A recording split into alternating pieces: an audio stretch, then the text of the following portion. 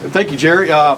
Coach, two things. The wow factor of this game, wow, right? Yeah. But then Dallin Hayden replacing Travion and y'all sticking with him, and the way he ran was almost exactly what you needed it to look like. Just maybe address those two things.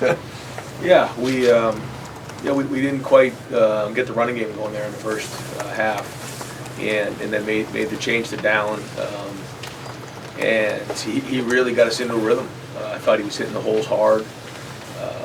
Right after the blocked punt there, two good hard runs, and that was good. And then from there on, I thought he almost broke a couple. I mean, almost did. But for a young player with so much on the line here today, to play like that, first off, to take care of the football is the number one thing. When you hand somebody that football, you're putting the whole team in their hands, and that's something we talk about a lot. And so we trusted that Dallin was going to do that. He's had a couple spots this year, but this was big, and for him to get this game under his belt, I think will build some confidence for him. And then the wow factor of this game, obviously, Michigan escaped against Illinois. Now you guys escaped basically today the big setups for next week. Yeah, and when you're playing on in November in the Big Ten, I mean these are challenges week in and week out. And the number one goal is to win and move on. There's been times this year where we've had style points, if you want to say, and we've won big, but there's going to be games where you don't jump out as fast as you would like to. We got to get that first drive going, and okay, here we go. It's going to be one of those days, and then it just wasn't quite that way. And there's some reasons for that we need to clean up. But what I think was the most important thing was at halftime we came together and said, okay, this is going to be a 4-quarter battle now, and sometimes we get in these games they're not, but this was going to be, and we really buckled down in the third quarter, did a nice job there, and then finished out the game the way that we should.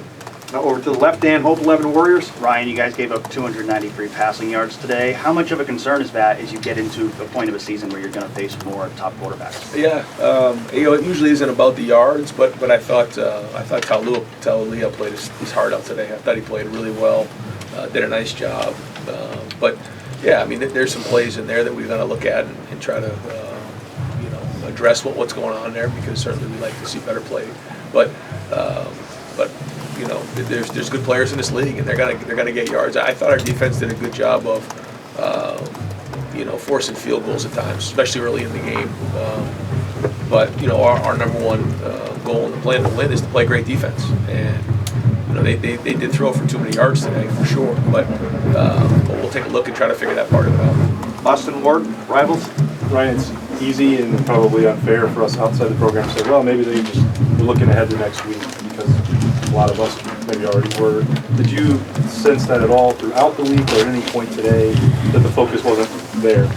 It's hard to say. I just got done with the team, and you probably can imagine what the first thing that was said is, it's on the team up north. Yeah. But it's hard for me to do that when guys just, put their bodies on the line. I mean, that was a hard-fought game out there. When you're playing a game of football, it's not like any other sport like basketball where you go out there and you run up and down the court and shoot a little bit. I mean, you're putting your body on the line.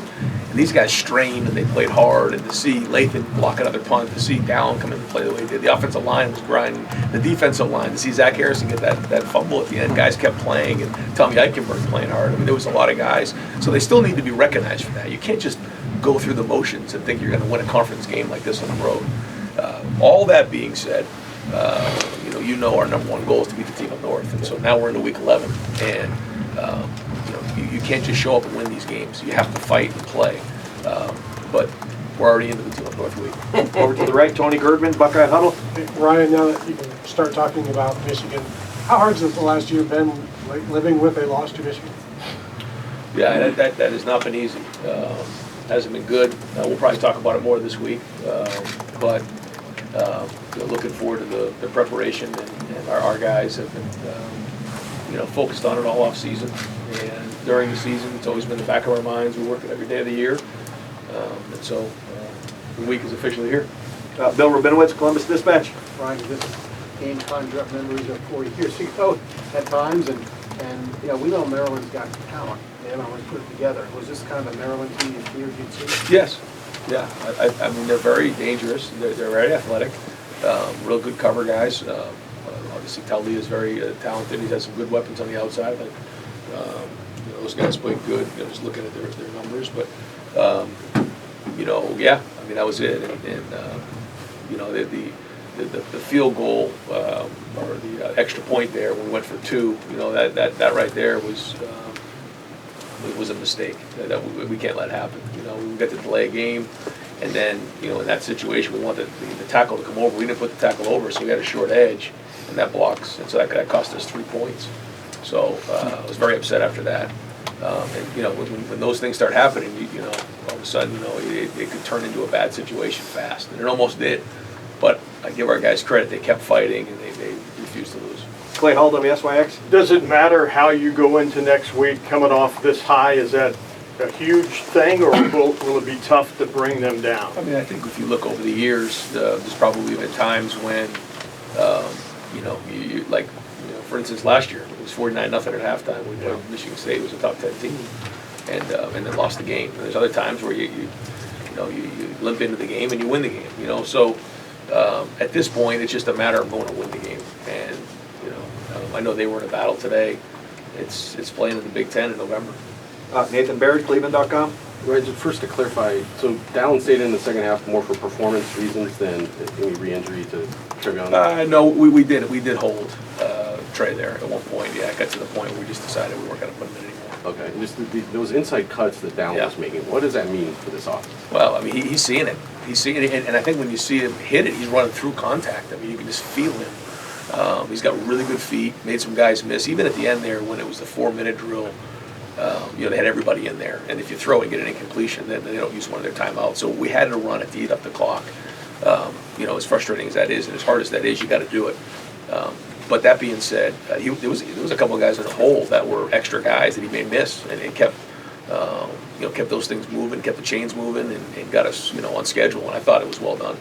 Spencer Holbrook, Letterman Row. Ryan, for Lathan to block a punt for the second straight, and just his play on that drive specifically to give you guys that momentum, what does that say about him yet another week that he's doing it? I mean, production. You know, production. And in today's day and age, there's a lot of things that go on and said and everything like that. This guy's producing. I mean, to block 2 punts in back-to-back weeks. I mean, I don't know has that been done before at Ohio State? I don't know. I'll have to look, but that's amazing. And that was a really huge point of the game and got us a lot of momentum. Stephen Means, Cleveland.com. Right, coming into this week last year, CJ was probably coming off the ultimate high, given how he performed in that game.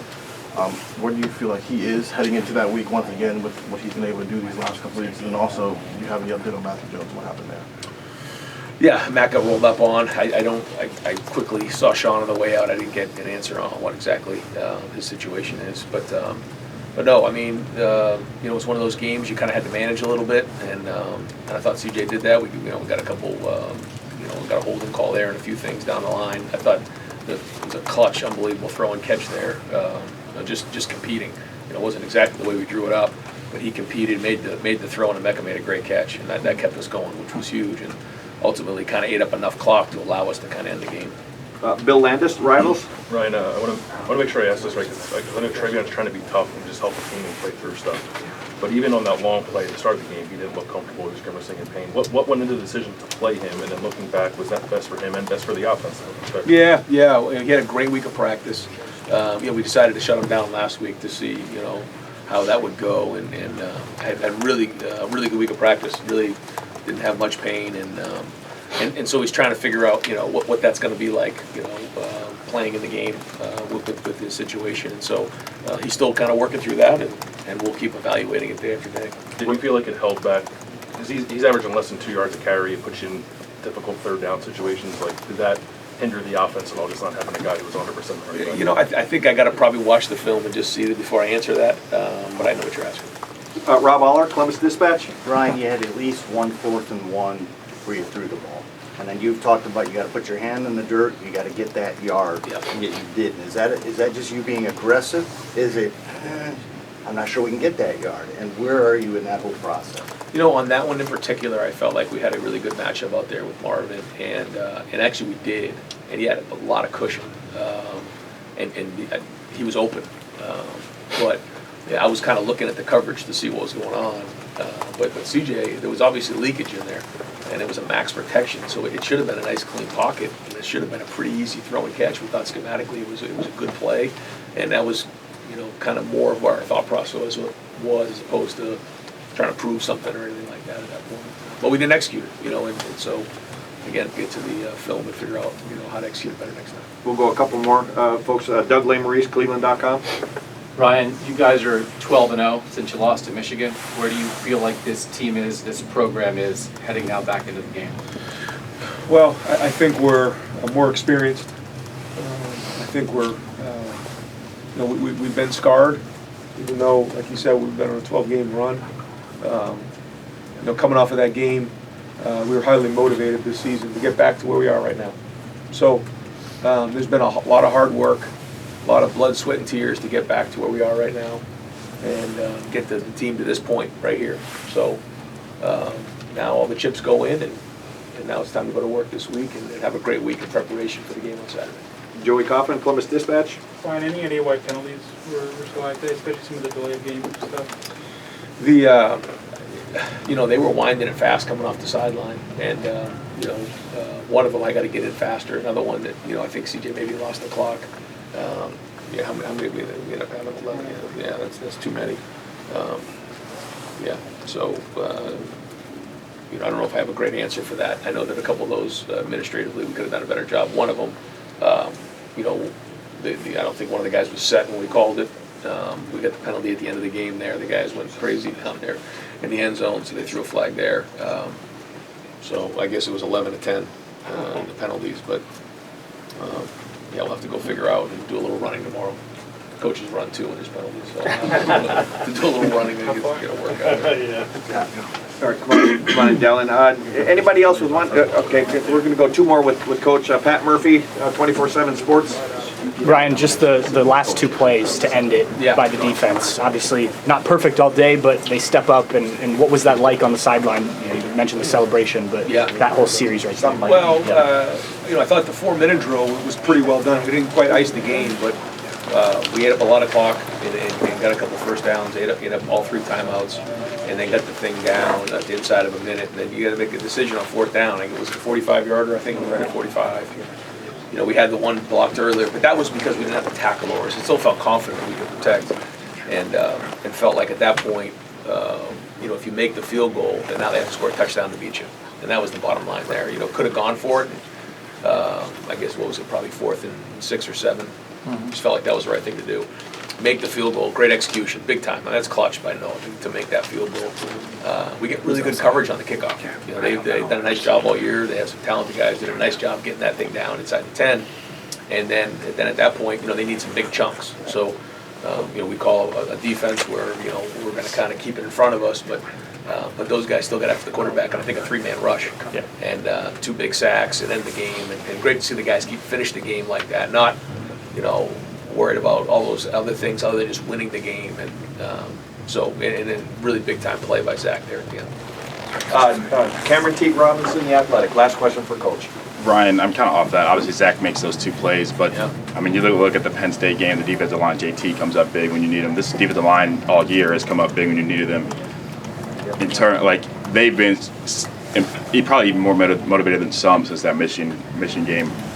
What's it been like to see their growth from that game a year ago to where they are now? Yeah, I think they take a lot of pride in their production, and I think that's really the most important thing is, like, you know, are you making plays or are you not? And it's not always seen by the interior guys, because a lot of times they're taking on blocks so the linebackers can run down and make tackles. So I think when you see Tehran and you see, you know, Ty Hamilton and you see, you know, Mike Hall and those guys, so they don't always maybe get the production that, you know, we all see. But when they're knocking back the line of scrimmage, that's what's really, really important. And boy, is that going to be important next week. You know, we're going to have a team that's going to try to run it right at us. And so we're going to have to really do a great job on the inside. We have to do a good job on the edge. And our linebackers have to play big. You get the sense Mayan will be back next week? I mean, yeah, that is the hope. Yeah. And, you know, it was trending that way. So. Coach, thank you very much.